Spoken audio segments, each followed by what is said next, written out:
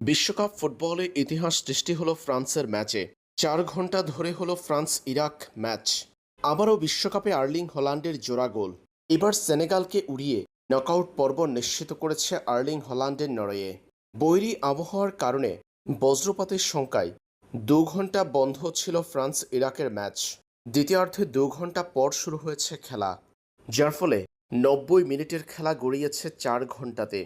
আর এই ম্যাচে ইরাকের বিপক্ষে জোড়া গোল করেছেন কিলিয়ান এমবাপ্পে। ফরাসি ফরোয়ার্ডের জোড়া গোলে ইরাককে 3-0 গোলে হারিয়ে বিশ্বকাপের নকআউট পর্ব নিশ্চিত করেছে ফ্রান্স। ইরাকের বিপক্ষে ম্যাচের 56% বল দখলে রেখে 19 শট নিয়েছে ফ্রান্স, যার 5টি ছিল লক্ষ্য বরাবর। ম্যাচের 14তম মিনিটে কিলিয়ান এমবাপ্পের গোলে এগিয়ে যায় ফ্রান্স। প্রথমার্ধে ওই 1-0 গোলে এগিয়ে থেকে খেলা শেষ করে তারা।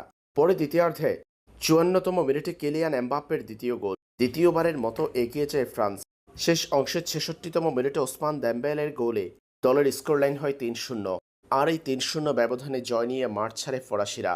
দিনের অন্য ম্যাচে সেনেগালকে 3-2 গোলে হারিয়েছে নরওয়ে। আরও একটা ম্যাচে আর্লিং হল্যান্ডের জোড়া গোল।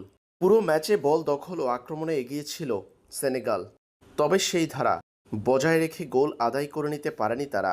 ম্যাচের প্রথমার্ধের 43তম মিনিটে পেডারসনের গোলে এগিয়ে থেকে খেলা শেষ করে নরওয়ে।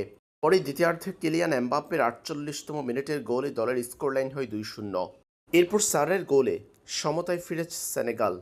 সমতায় ফেরার 5 মিনিটের ব্যবধানে আবারও গোল হজম করে সেনেগাল।